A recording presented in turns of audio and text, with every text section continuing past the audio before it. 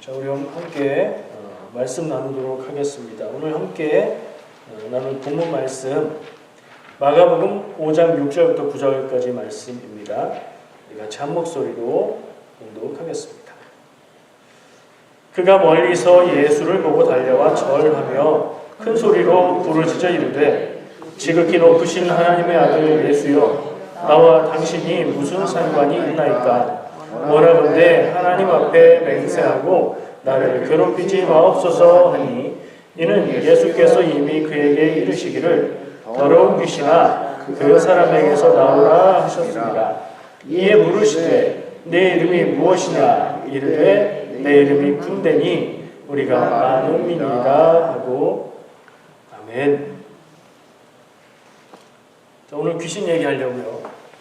여름 되면 날씨가 더우면 괜히 뭐 남양 특집이다 이런 거 하면서 귀신 얘기해보자, 귀신 얘기 아는 사람, 귀신 본 사람, 이런 문화가 있어요. 한국 사람들은 익숙할 거예요. 심지어 교회에서 수련회를 가서도 순서가 맞춰지고 아이들끼리 밤에 모여서 우리 귀신 얘기해보자 뭐 이런 문화를 저는 이제 경험을 했었어요. 여러분은 어떠십니까? 한국 사람에게는 그만큼 귀신이라는 말이 성경 말씀에 나와 있어서만이 아니라 우리나라의 한국 사람들의 오랜 문화적 전통 아래서 귀신 얘기는 그냥 소비되는 하나의 어떤 문화적인 소재 같은 거예요. 어떤 사람은 귀신이 있다, 그걸 믿기도 하고요. 어떤 사람은 그런 믿음 전혀 없이 귀신이 어딨어 하면서도 초자연적인 현상을 다루는 한국의 드라마들 재밌게 볼 수도 있죠. 여러분은 어느 쪽이십니까? 모르겠어요. 조사를 해보지 않은 한은 모르겠어요. 경험에 따라서 달라질 것 같아요. 원래는 귀신 같은 거 얘기하면 뭐 그런 게 어딨어 하다가도 정말 부정할 수 없는 어떤 경험을 했다 그러면 정말 귀신이 있는 것 같아요. 이런 생각을 할 수도 있겠죠. 근데 그런 경험 한 번이 없다. 제가 그렇거든요. 누가 귀신 얘기하고 그러면은 저는 그 귀신을 좀 궁금하니까 만나봤으면 좋겠다. 만나시면 저한테 한번 오라고 전해달라. 농담이죠. 농담으로 얘기를 하는데 경험이 없기 때문에 그래요. 사람은 자기 경험에 의해서 자기 경험을 따라서 판단하고 맞다 틀리다 이렇게 생각하잖아요. 그러면 경험이 다르면 판단하는 기준이 맞다 틀리다의 기준이 달라지겠죠. 사람마다 경험이 다 똑같지 않잖아요. 어떤 사람은 뭐 능력도 있고 뭐 지능이 뛰어나고 암산도 잘하고 뭐 근육에 힘도 세고 이런 사람들은 그런 사람 나름의 경험이 있을 것이고, 날 때부터 좀 연약하고 이런 사람들은 또 다른 세상의 경험을 할 거예요. 우리가 같은 세상을 살면서 같은 경험을 하고 있다고 철석같이 믿고 있지만 사실은 사람마다 공간을 공유하고 있을 뿐 다른 경험을 하면서 다른 경험 속에서 살아가고 있습니다. 그것을 정말 단적으로 느낄 수 있는 게 부부간에 혹은 어떤 친밀한 친구 간에 경험을 이야기하다 보면 정말 다른 세상을 살고 있구나 하는 생각을 할 때가 있어요. 자, 오늘 귀신 얘기하겠다 했는데 오늘 본문 말씀에서 나온 귀신은 이름도 있어요. 뭐였죠? 군대래요. 군대. 헬라어 원문에는 레기온이라는 단어로 표현이 되어 있어요. 실제로 군대에 군 편제에 사용하는 용어고요. 군단이라는 규모의, 군단이라고 하면 잘은 모르지만 되게 많은 것 같잖아요. 많은 숫자예요. 군대에 가면 몇 명 안 되는 사람들은 소대, 그 소대를 모아서 중대 뭐 이렇게 올라가는데 제법 위에 있는 게 군단입니다.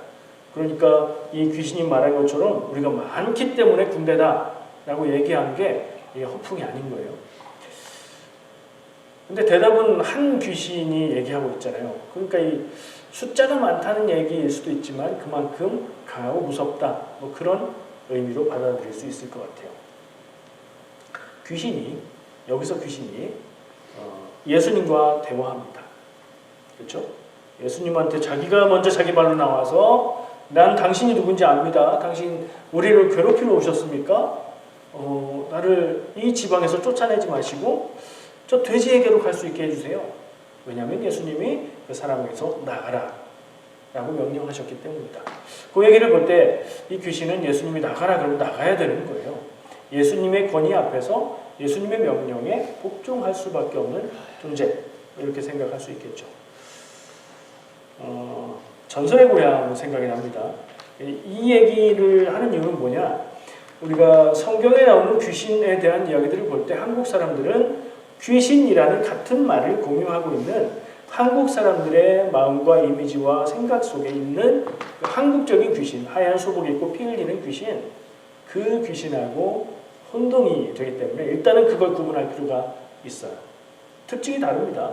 성경의 귀신은, 그리고 우리가 한국적인 마인드로 알고 있는 귀신은 출신 자체가 달라요. 성경의 귀신은 죽은 사람의 영혼이 아니죠. 그렇게 착각하고 계시면 그거 아니에요. 성경에서 그냥 귀신이라고 얘기하지 죽은 사람의 영이라고 얘기하지 않습니다. 우리가 아는 한국의 귀신은 대체로 죽은 사람의 영혼이죠. 그러니까 한국의 귀신이 말하는 바와 성경의 귀신이 말하는 바는 같지 않다. 이걸 좀 구분할 필요가 있어요. 그게 왜 중요하냐? 귀신이라는 말을 사용하고 이미지를 우리 마음속에 그리면서 우리가 생각하고 전설의 고향에서 봤던 그런 귀신의 이미지랑 그렇게 혼돈을 가져올 수 있는데 그거 아니다. 용어만 같지 이건 다른 거다. 이렇게 생각하실 필요가 있어요. 그렇게 보는 게 성경적인 입장이고 기독교적으로 교회에서 말하는 귀신에 대한 입장입니다. 저는 한 발 더 나가서 이 귀신을 어떻게 이해해야 될까? 왜냐하면 제가 아까 말했잖아요. 저는 귀신에 대한 경험이 없다고요. 여러분 있으세요? 있는 분도 있으실 겁니다. 제법 많을 수도 있어요.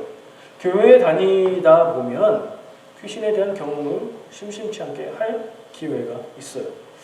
저는 비슷한 경험을 했어요.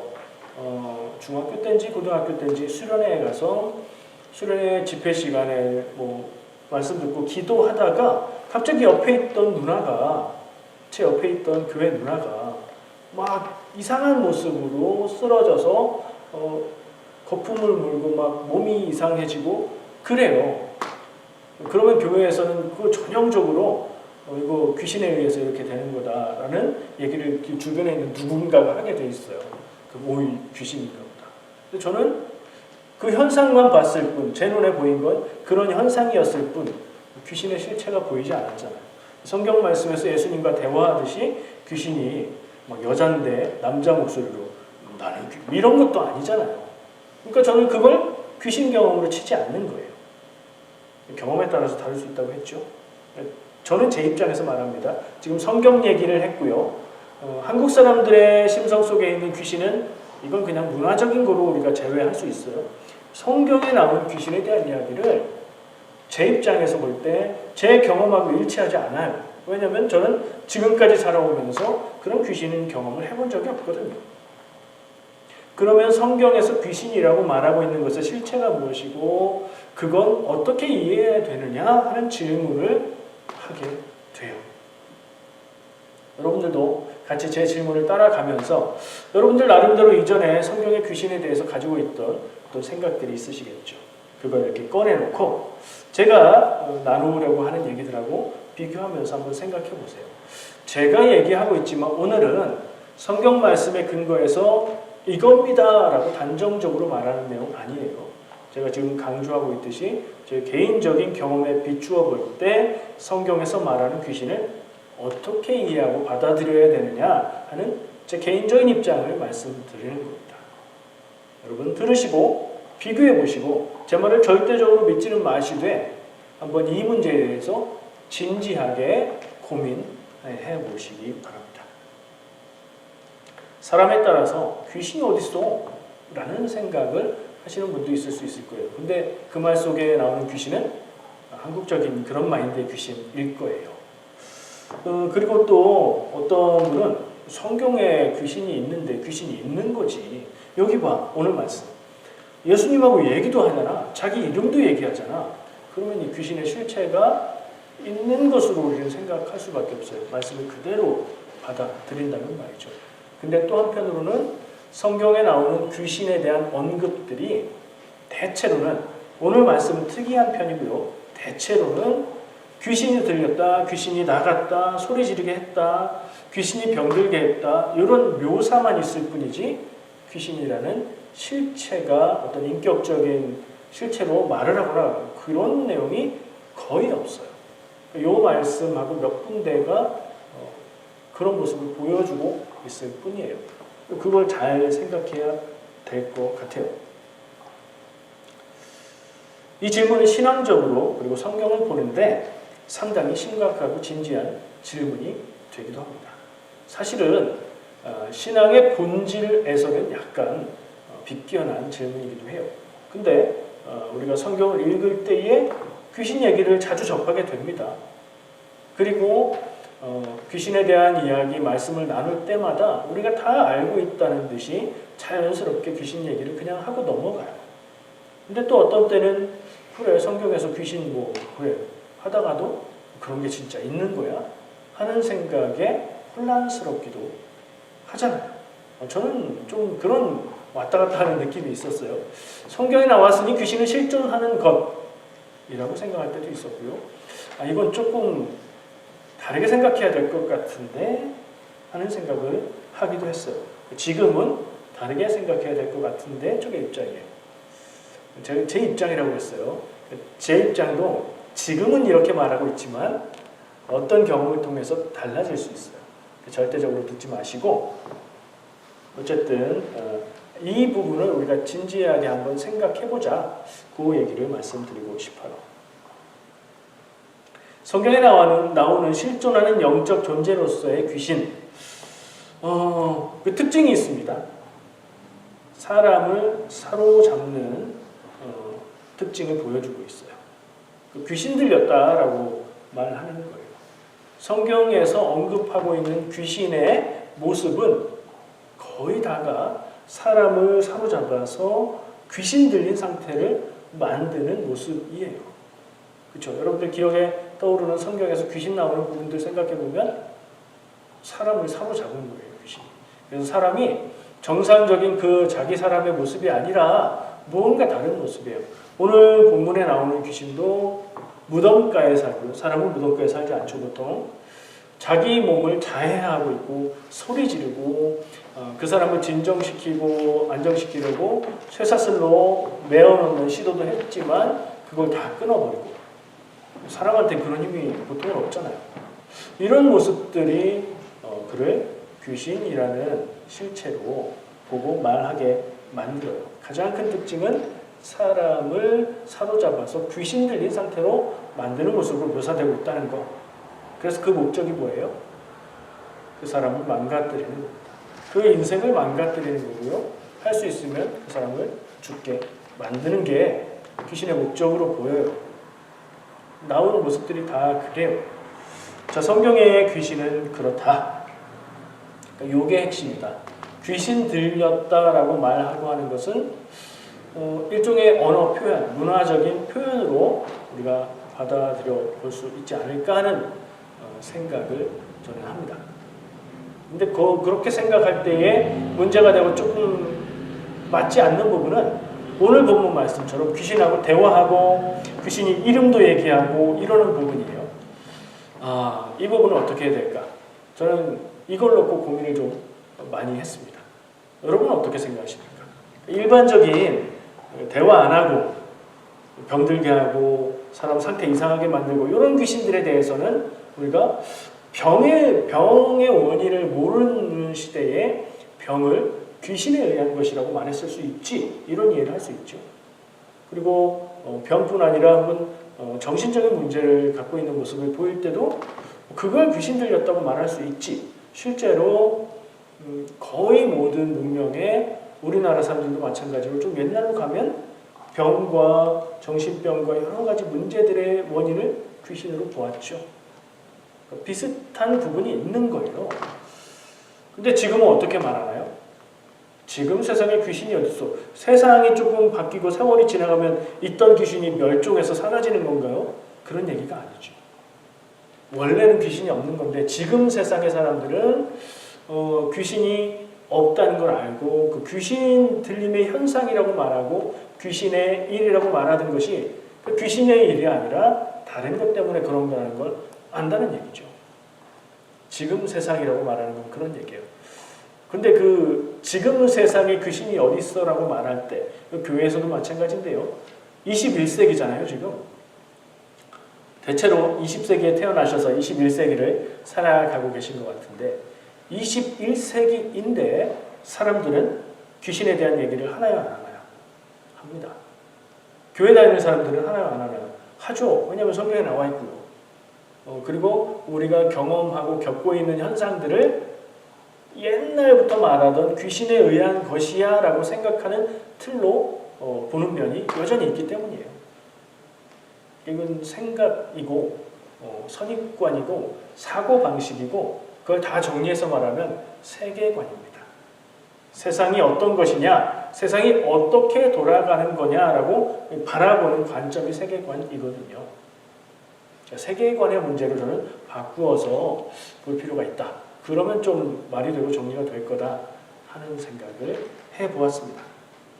옛날 사람들은 병이 걸리는 원인을 세균의 존재를 몰랐기 때문에 무엇인가 우리가 알 수 없는 이유에 의해서 병이 드니 그 귀신이다 라고 이해를 한 겁니다.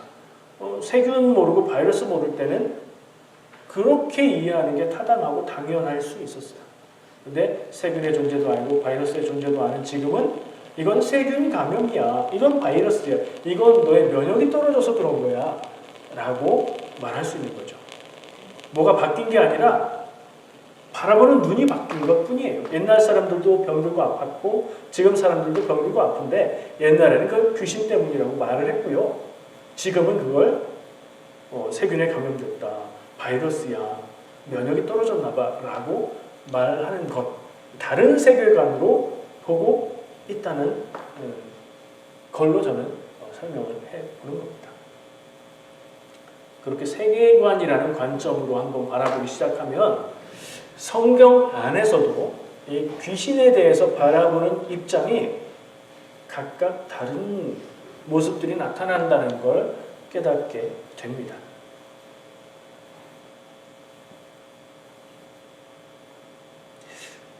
예수님에 대해서 예수님이 사람들에게 말씀 전하고 병을 고치고 귀신을 쫓지요.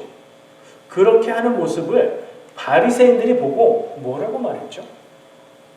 예수는 바알세불을 힘입어서 귀신을 쫓는다.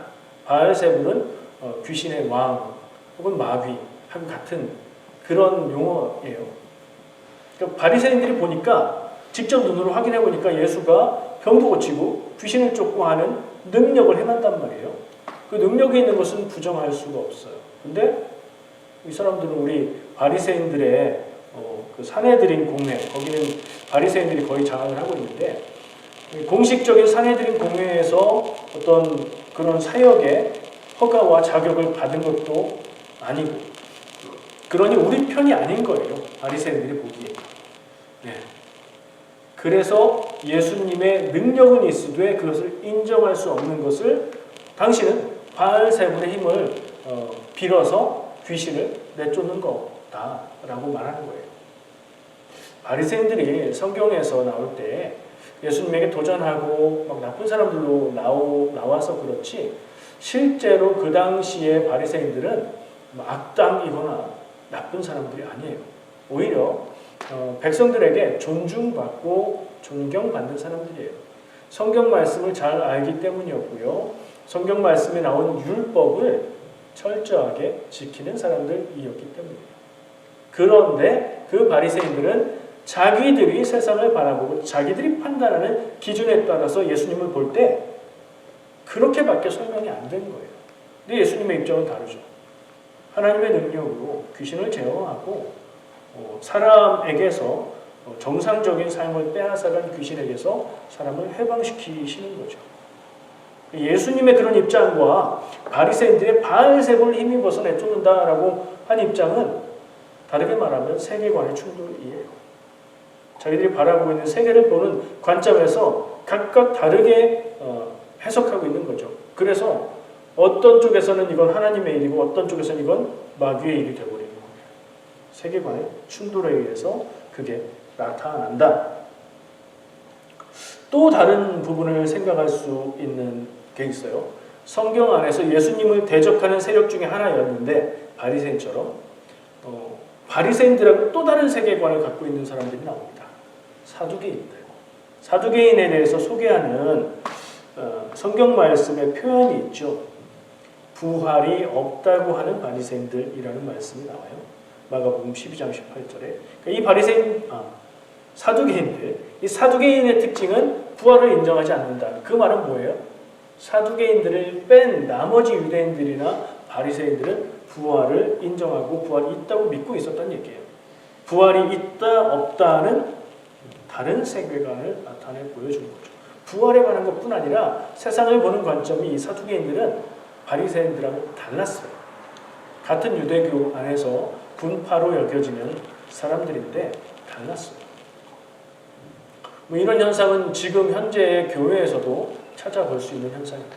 교회마다 그리고 성도들 각자마다 세상을 바라보고 성경을 해석하고 그런 관점들이 똑같지 않습니다.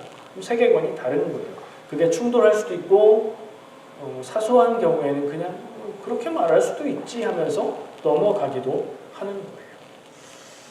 또 다른 예를 하나 들어볼게요. 성경 안에서 세계관이 다른 예가 있는데 이건 또 다른 관점입니다. 시대에 따른 차이가 있습니다. 여러분 기억하시는 귀신에 대한 이야기는 어디에 많이 나오나요? 성경 안에 신약에 많이 나오나요? 구약에 많이 나오나요? 신약 성경에 나옵니다. 신약 성경 중에서도 복음서에 많이 나오죠. 구약 성경에는요? 귀신이 나오나요? 있는 것 같긴 한데 잘 생각 안 나죠. 귀신 비슷한 것들에 대한 언급이 있어요. 예를 들어서 찾아서 예를 들어보면 사울 시대에 집중적으로 그러니까 사무엘상 때에 많이 나오는데 사울왕을 괴롭히는 악령에 대한 언급이 나옵니다. 하나님이 보내신 악령이 사울왕을 괴롭게 했고 그래서 다윗을 통해서 음악 치료를 통해서 정신을 좀 안정시키는 일을 하는 게 나오죠. 사람을 괴롭히는 악령에 대한 얘기가 나와요. 비슷한가? 근데 신약 시대의 복음서에 나오는 귀신의 특징은 뭐라고 했죠? 사람을 사로잡는 귀신 들림의 역할을 했다고 했죠. 좀 다르죠.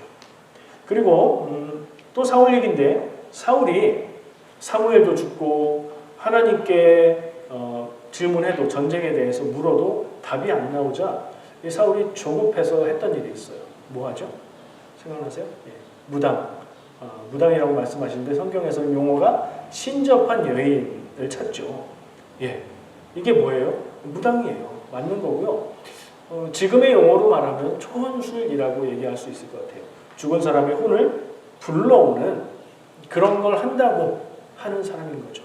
근데 사울왕이 이것이 하나님의 믿음에 맞지 않다 해서 이거 하는 사람들을 다 쫓아냈거든요. 근데 이제는 의지할 데가 없으니까 그 신접한 사람을 찾는 거예요. 내가 좀 물어보고 답을 얻어야 되겠다. 그래서 겨우겨우 수소문해서 찾아서 엔돌이라는 곳에 있는 신접한 여인을 찾아갑니다. 그래서 부탁을 합니다. 내가 원하는 한 사람을 불러달라. 무슨 얘기죠? 이미 죽은 사람인데 그 사람을 불러내달라는 거예요. 그 부분의 말씀을 보면 그 여인이 처음에는 이제 사울을 변장하고 갔기 때문에 사울인 줄 알아보지 못해요. 그러다가 한 혼을 영을 불러내서 땅 지하에서 그 혼이 올라오는 걸 봐요. 자기 혼자 그 여인이 봤다고 얘기하는 거예요. 그러자 이 여인이 이 자기를 찾아온 사람이 사울이라는 걸 알아요. 왜냐하면 이 사람의 모습을 보고 영혼의 모습을 보고 사무엘이라고 직감했기 때문인 것 같아요. 사무엘을 불러달라고 한 거거든요. 성경은 이 부분에 대해서 그렇게 간략하게 말하고 있는데 그 부분에 대한 해석은 제각각입니다. 실제로 죽은 사람의 혼을 불러오는 게 가능한가? 그 나타났다고 하는 사무엘의 혼이 진짜 사무엘의 혼인가? 이건 논쟁적이에요. 거기에 대해서는 성경이 말하지 않기 때문에. 근데 어쨌든 그 현상에서 볼 때 죽은 사람의 혼에 대한 언급이 나타나요. 구약 성경에서. 근데 아까 얘기한 신약 성경의 귀신하고는 또 다른 거죠, 이거는. 그러니까 구약 지금 말하고 있는 건 구약 성경은 신약 성경 복음서에 나오고 있는 그렇게 많이 나오는 그런 귀신에 대한 얘기가 구약 성경에 없다는 얘기입니다. 혼을 이야기하기도 하고 뭐 악령을 얘기하기도 하고 그러는데 그런 귀신은 없어요. 왜 그럴까요? 이거 여러 가지로 말할 수 있겠죠. 구약 시대에는 그런 귀신이 있었는데 사람들이 그걸 몰랐다 뭐 이럴 수도 있겠죠. 근데 제가 보기엔 문화가 변한 거예요. 신약 시대에는 그런 것들을 귀신으로 보았고요. 구약 시대에는 그런 현상이 있었어도 귀신으로 보지 않았던 거예요. 성경 안에서 시간차를 두고 구약과 신약을 비교해 볼 때 시간에 따라서 문화가 변하고 언어가 변하는 걸 확인할 수 있다. 그러니까 구약 성경의 세계관과 신약 성경 복음서의 세계관이 다르다. 여러분 성경 안에서 모든 것이 다 통하고 모든 것이 다 하나로 설명이 되지 않습니다. 그렇게 설명하려고 하다 보면 좀 억지스러운 설명을 하게 되는데 여러분 그 다 똑같지 않아도 괜찮아요. 시대에 따라서 사람들의 생각은 변하고요. 사람들에게 맞게 하나님이 영감을 주시고 사람들이 알아들을 수 있는 언어로 말씀을 주시기 때문에 달라도 괜찮아요. 성경 안에서 내용상 충돌하는 내용이 있어도 괜찮아요. 그것의 의미를 깊이 생각해보고 그것이 뜻하는 말을 알아들을 수 있으면 돼요. 그러니까 억지로 맞지 않는 것을 맞는 것처럼 하려고 하면 성경 해석을 하는데 되게 억지스러운 해석을 하게 돼요. 자, 성경 안에서도 이런 세계관의 충돌, 다른 세계관들이 나타난다는 걸 제가 얘기한 거예요. 세계관이라는 용어에 대해서 좀 나누고 싶은데요. 좀 간단하게만 말할게요. 길게 얘기하자면 너무 길어지니까. 세계관은 아까 뭐라고 했죠? 세계가 어떤 것인지, 세계의 실체에 대해서, 세계가 어떻게 돌아가고 있는 것인지 이걸 바라보는 관점이 세계관이라고 했죠. 현대 과학에 의해서 세계관을 가지고 있다면 세상 모든 것들은 원자로 이루어져 있다. 원자로 분해해 볼 수 있고 원자는 더 이상 쪼개지지 않는 것이라는 건 옛날 얘기고 요즘에 원자가 쪼개지면 쿼크라는 것으로 또 구분된다. 그렇게 얘기해요. 그러니까 그런 것들이 모아져서 분자가 되고 분자가 모아져서 물질의 덩어리가 되고 사람도 그런 걸로 이루어졌다. 이렇게 보는 게 현대 과학의 세계관입니다. 근데 21세기 현대를 살아가고 있다고 해서 모든 사람들이 그 교육을 받았다고 해서 세계가 돌아가고 움직이는 것이 그것이다 라고 다 똑같이 보지 않죠. 더 다른 중요한 뭔가가 있다. 과학은 아직 모든 것을 밝혀내지 못했다. 또 다른 생각을 가지고 세상을 바라보기도 해요. 현대인들 가운데서도 이 세계관이 같지 않고요. 다르고요. 어떤 면에서 충돌하기도 하고요. 갈등하기도 해요. 교회 안에서 그렇고요. 교회 안에서도. 왜냐하면 우리도 역시 현대인이고 성경을 보는 눈도 아까 얘기한 것처럼 각자 경험이 다르듯이 그 관점이 다르고 그래서 세계관이 다르기 때문에 그럴 수 있어요. 서로 얘기할 때 말이 통하고 그리고 뭐 그렇게 볼 수도 있지 인정되는 정도라면 문제가 없지만 이 주장을 귀신에 대한 것에 있어서 주장을 강하게 하다 보면 이거 갈등이 생길 수 있어요. 예를 들어볼까요? 이단 중에 모든 부정적인 문제의 원인을 귀신이라고 말하는 그런 이단이 있습니다. 그러니까 교회에서는 모든 것의 원인을 귀신으로 돌리지 않는 게 정상인 거예요. 우리도 거기에 동의하실 겁니다. 그런 부분을 우리가 좀 심각하게 선을 그어야 될 필요가 있어요. 그러나 그 정도가 너무 심하지 않다. 너무 극적으로 떨어져 있지 않다. 서로 용인하고 허용할 정도다. 그러면 서로 대화도 하고 같은 주제로 토론도 할 수 있고 신앙적인 간증을 할 때 서로 은혜 받을 수도 있는 거죠.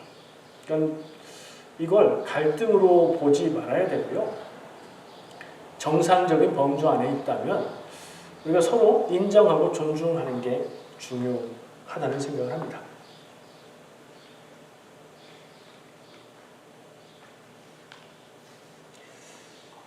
지금 세상에서도 사람들은 귀신을 이야기하고요. 귀신에 관계된 문화 상품, TV 드라마 같은 게 많이 그런데 그런 것들을 즐기기도 하고요. 또 어떤 사람들은 자기 경험에 의해서 귀신을 믿기도 하고요. 어떤 사람들은 경험은 없지만 성경 말씀에 귀신이라는 말이 나오기 때문에 귀신은 실제한다, 정말 있다 이렇게 믿기도 하고요. 똑같은 시대에 똑같은 성경을 보고 드라마를 보면서도 그냥 문화상품으로 즐기고 성경에 나오는 귀신이라는 것은 현상에 대해서 설명하는 한 방법이다. 지금은 다르게 말해야 된다라고 볼 수도 있어요. 그런 사람들이 교회 안에도 또 교회 밖에서도 함께 어울려서 살고 있어요. 이렇게 보는 것이 성경의 귀신에 대한 지금으로서의 저의 입장입니다. 동의가 되실 수도 있고 동의가 안 되실 수도 있고 그래요. 근데 상관없습니다. 조금 다르게 생각한다고 큰 문제가 되나요? 믿음의 본질에 있어서 다르지 않는 한 그건 좀 다를 수 있다고 생각합니다. 마치 우리가 생긴 게 조금씩 다르고 건강 상태도 삶의 형편도 조금씩 다른 것처럼 말이죠. 그런데 저 혼자 이걸 가지고 사실은 오래 고민을 했거든요. 더 힘들게 풀지 못하는 문제가 하나 있었어요. 어쩌면 여러분들도 이런 생각을 하실지도 모르겠습니다. 한국 사람이라면 생각할 수 있는 건데요. 여러분 신병이라고 들어보셨어요? 제가 신병이라고 그랬더니 그렇게 발음하면 안 된다고 헷갈리잖아요. 신병 그러면 군대 처음 간 사람이 신병이에요. 신병 그러면 무병이라고도 부르는 사람이 이유 없이 아파요. 이유를 알 수 없는데 그냥 아파요. 죽을 만큼 아파요. 그래서 병원에 가보면 아무 이상이 없는데요? 라고 말하는 거죠. 여기까지는 뭐 자주 있는 일일 수 있어요. 그래서 그 아픔을 고쳐보기 위해서 여기저기 찾아다니고 노력을 하는데 그러다가 결국 어디까지 가요? 한국 사람들이니까 무당에게 찾아갑니다. 찾아가면 뭐라고 얘기하죠? 신이 당신을 선택하셨습니다. 이 신내림을 받아야 당신이 살 수 있습니다. 이게 익숙한 패턴이죠. 드라마에서도 많이 나오고 제가 보다 보니까 인터넷에서 보다 보니까 유명인, 우리가 알고 있었던 연예인 배우들도 무당이 된 사람도 상당히 많더라고요. 싫었는데 정말 거부하고 싶었는데 어쩔 수 없이 그렇게 됐다. 이런 얘기들로 많이 얘기를 해요. 실제로 내림굿을 받는다고 하죠. 선택한 신을 영접하는 거예요. 우리가 성령님 부르고 하나님 부르고 영접합니다 하듯이 내림굿을 통해서 그 신을 받는다고 그렇게 얘기하죠. 제가 지금 그렇다고 얘기하는 게 아니라 그렇게들 얘기한다는 거예요. 근데 그 신병으로 인해서 굉장히 아프고 고통하던 병원에서도 고칠 수 없었던 그 사람이 내림굿을 받으면 안 아파진대잖아요. 이걸 어떻게 설명해야 될지 저는 그거 참 어렵더라고요. 실제로 있는 현상이니까 말이죠. 어떻게 생각하세요? 답이 없으니까 그냥 저는 고민거리로 떼어놓고 살아왔거든요. 그러다가 어느 순간 현대과학의 심리학에서 이걸 다루지 않을까 하는 생각이 들었어요. 그래서 검색해보니까 바로 나오더라고요. 심리학에서 이 문제를 다루지 않는 게 아니에요. 심리학에서는 한국 사람들의 특이한 심리적인 병리 현상이 있는데 거기에 화병이 들어가 있고요. 화병 뭔지 아시죠? 화가 나는 병이 아니고 마음속에 억울함이, 억눌림이 가득해서 그게 몸의 아픔으로 나타나는 병이에요. 근데 이 신병도 역시 그런 차원에서, 그러니까 현상만을 다루는 거니까 과학은 그런 차원에서 언급하고 다루고 있었습니다. 그리고 설명을 어떻게 하느냐, 제가 맞게 이해했는지 모르겠어요. 그리고 제가 어쨌든 나름 이해한 걸 간단하게 요약해보면 이 신병이라는 것은 한국 사람들에게 나타나는 전형적인 어떤 심리적인 현상인데 다른 나라에는 그런 거 거의 없다고 보는 것 같아요. 그것도 이제 보편적이 아니니까 좀 우리가 생각해 볼 필요가 있죠. 어쨌든 심리학에서 그걸 놓고 사람의 그 심리가 그리고 사람의 무의식이 억압받고 눌림받고 이 압박을 많이 받으면 그게 문제가 되는 게 뭐예요? 그렇게 되면 그게 정신병이 되는 거잖아요. 정신적인 질서와 균형이 무너져서 그 일종으로 봐요. 신병을. 그래서 해리가 일어난다 뭐 이렇게 표현을 하는데 그 무슨 말인지 잘 모르겠고 정신분열증하고 비슷한 상태가 된다는 거예요. 그러니까 내가 있는데 내 안에 내가 아닌 다른 게 있다는 거죠. 다른 정체성이 내 안에 생겨나는 그런 분리가 생긴다는 거예요. 그리고 그게 더 심해지면 그런 정신적인 문제가 사람의 몸에 영향을 줘서 아픈 것으로 나타날 수 있다. 그럼 마음의 심리적인 스트레스가 몸이 아픈 것으로 나타날 수 있는 건 당연하게 받아들일 수 있는 거잖아요. 그래서 그런 신병으로 볼 수 있는 증상들이 나타났는데 이건 몸에서 온 것이 아니기 때문에 병원에 가서 검사를 아무리 해봐도 이게 확인이 안 되는 거죠. 그런데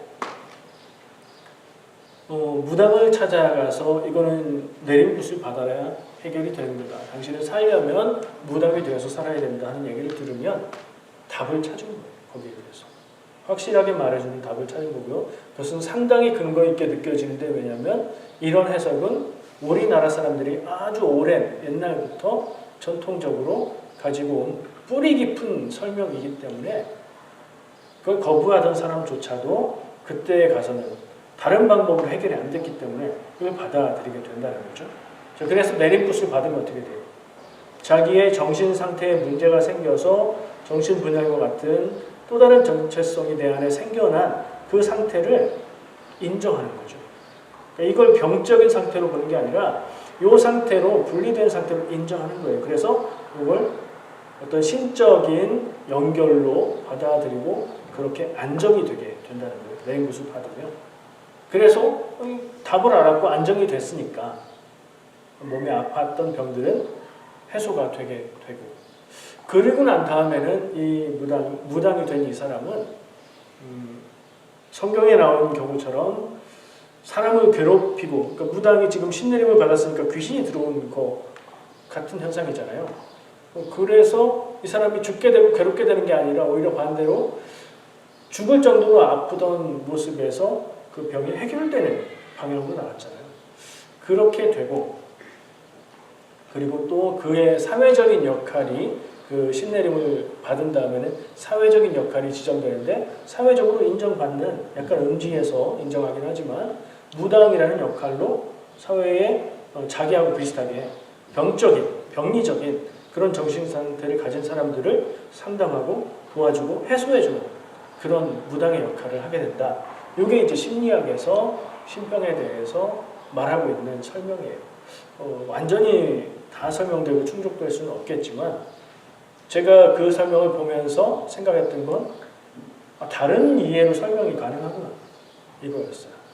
다른 이해로 설명이 가능하다는 건 다른 세계관으로도 설명이 된다는 얘기인 거예요. 제가 왜 고민을 했었냐? 설명이 안 돼서 고민을 했었어요. 근데 이제 저보다 그 부분에 대해서 공부를 하고 연구를 하신 분들은 나름대로 설명을 하더라. 이걸 발견한 거예요. 반론을 하자면 이 신병에 대해서 그런 모습이 있으니까 그런 신내림, 죽은 사람의 영혼의 역사함 이거 있는 거다, 실제다라고 말하는 주장을 할 수 있겠죠. 거기에 대해서 반론을 제기하지 못하고 그걸 수용하면 우리가 성경에 나오는 귀신에 대한 얘기도 주장할 수 없게 되고 제가 말하는 것도 헛소리가 되고 말 거예요. 근데 반론은 충분히 가능하더라고요. 성경적인 귀신의 관점에서 말하면 귀신이라는 건 죽은 사람의 영혼이 아니라 악한 영일 뿐이다. 이렇게 말하는 거잖아요.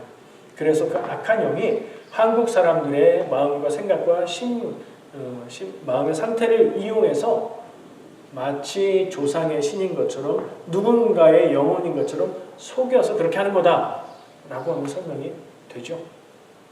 근데 성경적인 반론에 난점이 있는데 귀신 들림에 대해서 부정적으로 보고 그리고 귀신 들린 사람은 죽음의 위협을 계속 받고 괴롭힘을 당해야 되는데 오히려 한국적인 그런 신내림의 모습은 반대로 신내림을 통해서 고통에서 해방되는 방향으로 나가서 그건 설명이 안 되는 난점이 있더라고요. 심리학의 설명을 통해서는 그런 부분들이 대체로 만족할 만한 수준의 반론, 설명이 된다고 생각을 했어요. 제가 귀가 좀 얇을 때가 있어서 어떤 때 그럴듯한 얘기를 들으면 그런가 보다 뭐 이러는 경우가 있거든요. 이것도 그럴 수 있긴 있어요. 제가 스스로 이제 알고 있으니까 그렇게 생각해 보는 거예요. 지금 이해가 되고 지금 설명이 되는 것 같다고 해서 다가 아닐 수 있다는 생각은 할 필요가 있고요. 근데 중요한 점은 뭐가 더 잘 설명을 하느냐가 아니라 중요한 점은 세계관에 의해서 다른 설명이 얼마든지 가능하다. 그리고 우리는 다 나름대로 각자의 세계관을 가지고 세상을 바라보고 성경을 읽고 내 삶을 바라보고 살아가고 있다. 요거예요. 요거는 그냥 현상이고 사실이잖아요. 근데 우리가 요걸 기억하면 나와 다른 얘기를 하고 있는 사람에 대해서 좀 더 받아들일 수 있고 다른 입장에 대해서 관대해질 수 있는 것 같아요.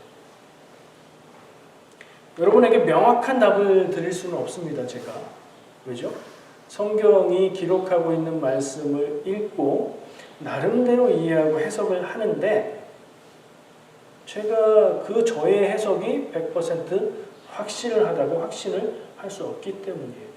제가 제 자신을 알기로 저는 공부한 지식도 완전하지 않고요. 그리고 세상이 가지고 있는 지식들도 세상의 모든 것을 아직 다 알지 못하잖아요. 확실하진 않다. 근데 제 심정적으로 생각하기로는 아까 얘기했듯이 앞으로는 바뀔 수도 있습니다 라고 얘기는 했지만 그 바뀔 가능성은 한 1% 정도 되는 것 같아요. 제 입장에서는 99%는 이런 입장이에요. 정리해 볼게요.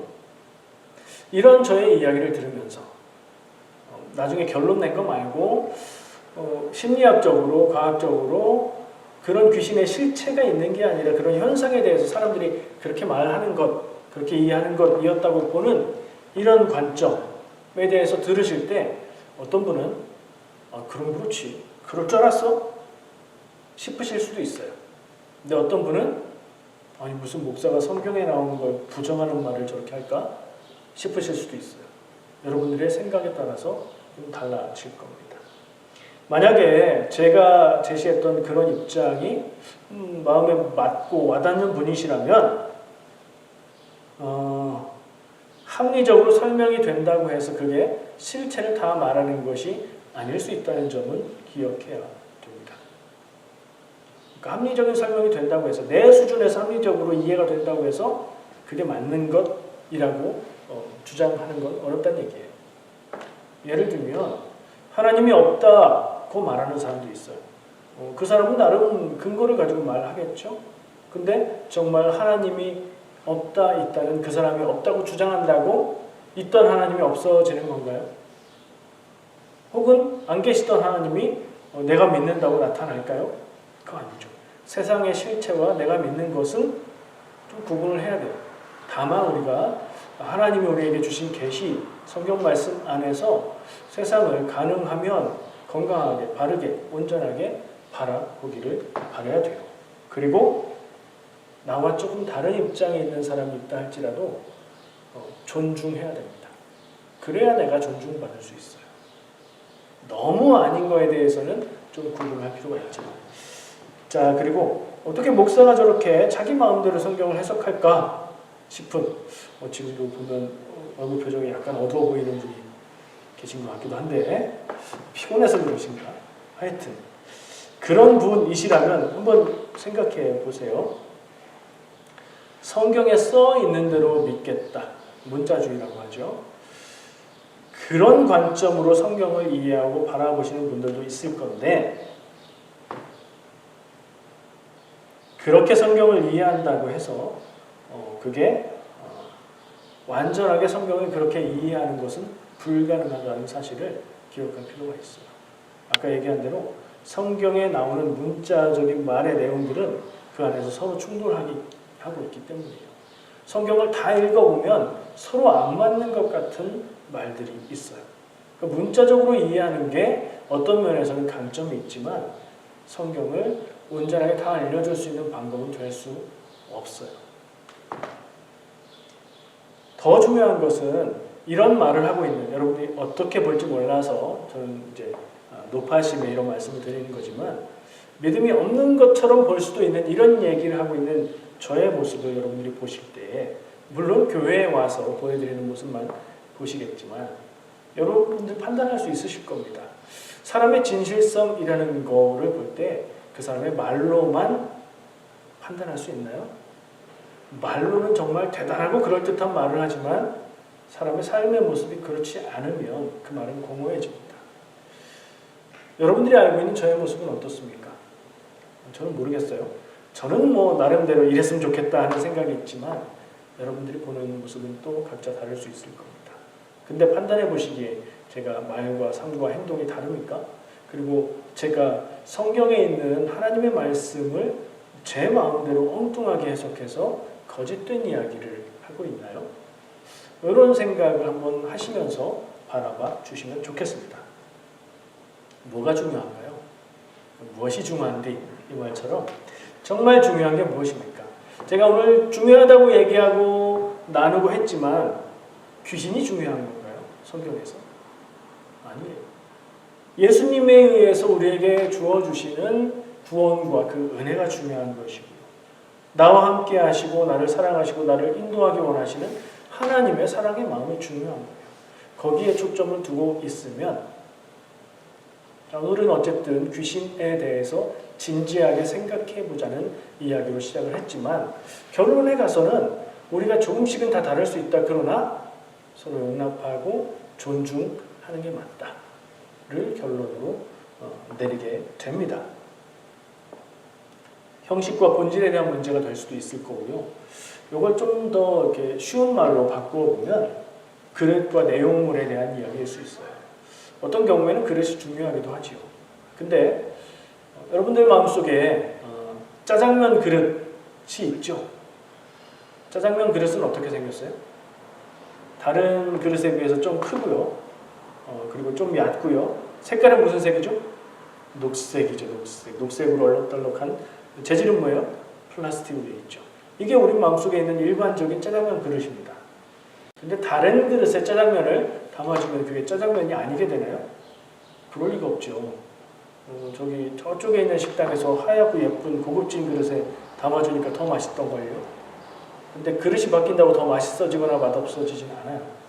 어떤 분은 컵라면은 나무젓가락으로 먹어야 제맛이지 라고 말합니다. 근데 나무젓가락 아니고 쇠젓가락으로 먹으면 컵라면의 맛이 떨어지나요? 조금 다르게 느껴질 수는 있지만 본질은 변하지 않습니다. 본질이 중요하다는 얘기를 말씀드리고 싶고요. 기독교 신앙의 본질은 하나님의 사랑을 믿고 예수 그리스도의 십자가 죽으심으로 우리가 구원받는 사실을 믿는 거예요. 그 외의 것들은 사실 그렇게 중요한 건 아닙니다. 근데 우리가 어떤 것들은 좀 진지하게 생각해보고 한번 짚고 넘어갈 필요가 가끔씩은 그럴 필요가 있는 것 같아요. 그래서 오늘 이런 이야기를 나눠보았습니다. 두 가지로 정리하면 여러분 성경에 나오는 귀신에 대한 이해를 좀 진지하게 한번 해볼 필요가 있고요. 다르게 내 이해와 다르게 말하는 설명들도 참고해 볼 필요가 있고요. 그래서 조금 입장이 다를지라도 존중할 필요가 있다고 생각합니다. 성경 말씀에 대한 이해, 귀신뿐 아니라 다른 것들도 거의 다 적용해 볼 수 있는 이야기인 것 같아요.